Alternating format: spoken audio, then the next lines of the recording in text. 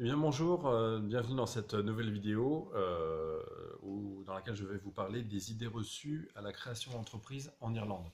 Donc il faut savoir que à force d'échanger avec des clients, des personnes, des entrepreneurs, etc., je rencontre des idées reçues, on me demande des informations et j'ai noté une liste de points que j'aimerais partager avec vous sur les idées reçues ou les points de vigilance qui sont à noter et à prendre en compte pour la création d'une société en Irlande.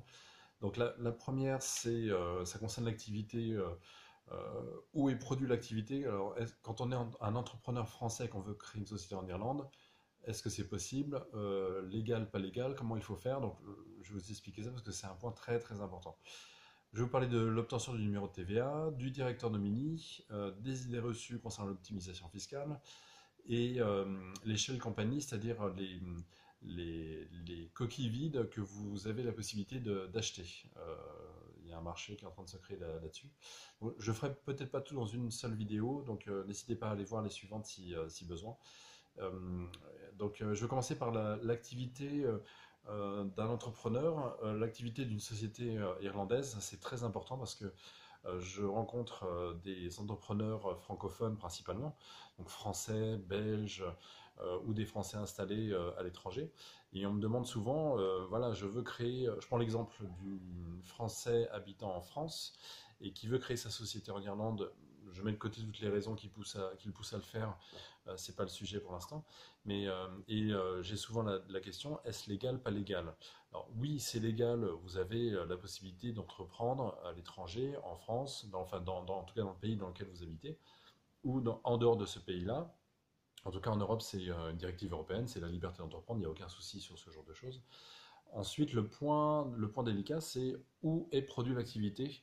C'est-à-dire que si vous êtes français résident en France et vous ne bougez pas de France, vous ne vous expatriez pas, et que vous produisez le chiffre d'affaires en France pour une société irlandaise, enfin votre société en l'occurrence, c'est requalifiable en activité française, donc une société française, donc soumis à paiement d'impôts, taxes en France, ce qui est tout à fait normal, donc il faut se conformer à ce genre de choses.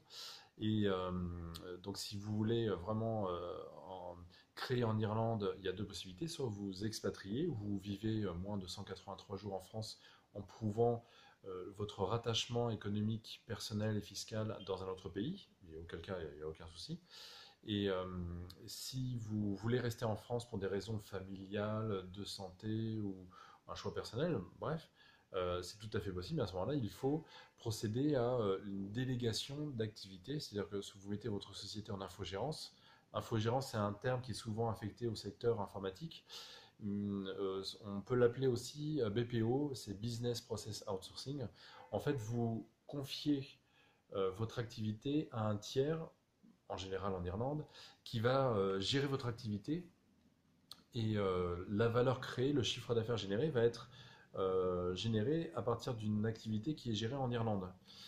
Donc vous êtes directeur et secrétaire de votre activité, de votre société, vous êtes actionnaire, même 100% de votre société en Irlande, donc ça, il n'y a aucun problème. Vous êtes en France, aucun problème. Et si on vous demande, bah, ok, c'est bien gentil tout ça, mais le chiffre d'affaires réalisé pour la société en Irlande, est-ce que c'est vous qui le faites et est-ce que vous le faites de France? Et là, vous pouvez dire, bah non, parce que j'ai mis en place un système de business process outsourcing, c'est-à-dire que j'ai confié à un tiers ou mis en automatique la génération de chiffre d'affaires ou de création de valeur hors de France. Je ne le gère pas directement et je l'ai confié à un tiers, soit une société qui s'en occupe, et là on a une liste de contacts, soit c'est mis en automatique et ça n'est pas géré de France. Donc il faut bien se conformer à cette règle. Si vous êtes en France et que vous allez serrer la main de clients, que vous faites signer des contrats en France et que vous encaissez en France, c'est une activité française, donc soumis à société française. Donc ça c'est un point important. Euh, donc voilà, on pourra en détailler si besoin. Donc, je le rappellerai à la fin, mais si vous avez des questions, des remarques, n'hésitez pas à laisser un commentaire en dessous de la vidéo. Autre point, le numéro de TVA. Le numéro de TVA en Irlande n'est pas affecté automatiquement comme en France. Il faut faire une démarche volontaire de demande de numéro de TVA. Si vous vendez des services, c'est à partir de 35 000 euros hors taxe de chiffre d'affaires cumulé annuel, vous devez faire la demande d'un numéro de TVA. Et si vous vendez des produits ou des biens, c'est, alors je ne sais jamais si c'est à partir de 71 000 ou 75 000, considérez qu'à partir de 70 000 euros de chiffre d'affaires hors taxe cumulé annuel, vous devez faire la demande d'un numéro de TVA en Irlande. Vous pouvez très bien ne pas en avoir besoin, ne pas avoir de numéro de TVA et commencer votre activité en Irlande. Je prends un exemple, vous avez un site, une société en Irlande, un site e-commerce en Irlande et vous vendez à des particuliers partout en Europe, y compris en Irlande. Vous facturez avec la TVA, donc TTC, 23%. Vous récoltez cette TVA. Cette TVA, vous pouvez la mettre de côté pour la reverser quand vous aurez votre numéro de TVA et que vous devriez lorsque vous allez la déclarer et la reverser, parce que toute TVA collectée, c'est une TVA reversée. Et par contre, ce qui est intéressant, c'est que l'État irlandais vous laisse, jusqu'à atteindre ce seuil, vous laisse la liberté d'utiliser cette trésorerie comme un levier de financement, comme une source de financement, en sachant qu'il faut avoir un plan de trésorerie, une gestion de la trésorerie très fine pour ne pas dépenser cette TVA due et ne pas pouvoir la reverser ensuite. Donc vous pouvez vous en servir comme levier. Donc ça c'est intéressant. Il n'y a pas de notion de durée. Ça peut durer, vous pouvez être très bien à 30 000 euros cumulés annuels tous les ans et puis pas avoir besoin de numéro de TVA et vous fonctionnez tel quel. Et vous avez limited, ça c'est tout à fait possible. Autre point sur le numéro de TVA, donc c'est une démarche volontaire de demande. Ne croyez pas qu'il suffit simplement d'aller télécharger un formulaire de demande et le remplir et le déposer. Déjà, il faut créer un compte administratif, il faut avoir la société, il faut avoir préalablement créé un compte bancaire. On n'a pas de numéro de TVA si on n'a pas de compte bancaire. Donc ça, c'est déjà une chose. Et je précise un compte bancaire en Irlande, parce que sinon ça va poser problème. Ils vont vous demander des comptes sur ce point-là. Et donc, vous voyez, il y a un certain nombre d'étapes avant d'avoir un numéro de TVA. Et la demande doit être documentée. C'est pas simplement un formulaire, encore une fois, où il faut fournir des devis, des contrats, des bons de commande, enfin des pièces qui prouvent que vous avez une activité, une création de valeur de votre société. Votre société fonctionne, elle crée de la valeur en Irlande. Si vous avez une société qui est à 100% créée en Irlande et 100% des clients Nouvelle-Zélande par exemple, bah, ils vont vous dire, demandez un numéro de TVA en Nouvelle-Zélande et créez votre société là-bas, à la limite. Mais pas besoin d'un numéro de TVA en Irlande. Vous voyez la subtilité, il faut prouver qu'il y a une création de valeur en Irlande pour avoir un numéro de TVA irlandais. Dans le cas où vous avez des clients, alors c'est pareil, si vous avez vous travaillez avec plusieurs pays, vous avez des clients dans plusieurs pays. Dans chacun des pays en intracom, vous avez des seuils à partir desquels il faut aller dans le pays et faire la demande d'un numéro de TVA dans le pays. Je prends un exemple, vous avez des clients un peu partout, mais le seuil à partir duquel il faut demander un numéro de TVA en France pour une société irlandaise qui vend en France, je crois que c'est 35 000 euros, mais à vérifier, vous devez aussi avoir un numéro de TVA en France pour cette société irlandaise. Voilà, donc ça c'est un peu c'est les règles européennes de la TVA.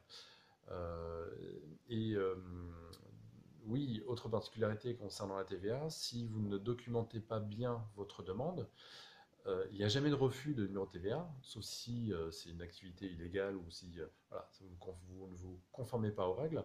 Mais il risque d'y avoir une situation de statu quo. C'est-à-dire que, déjà, si vous déposez une demande non complète, il vous envoie un courrier en disant répondez à telle question, fournissez des pièces ou de la matière sur tel point, etc. Et si vous ne répondez pas dans les 15 jours, je crois, votre demande est annulée et il faut refaire une demande. Donc, ce n'est pas un refus, c'est une annulation de dossier de demande.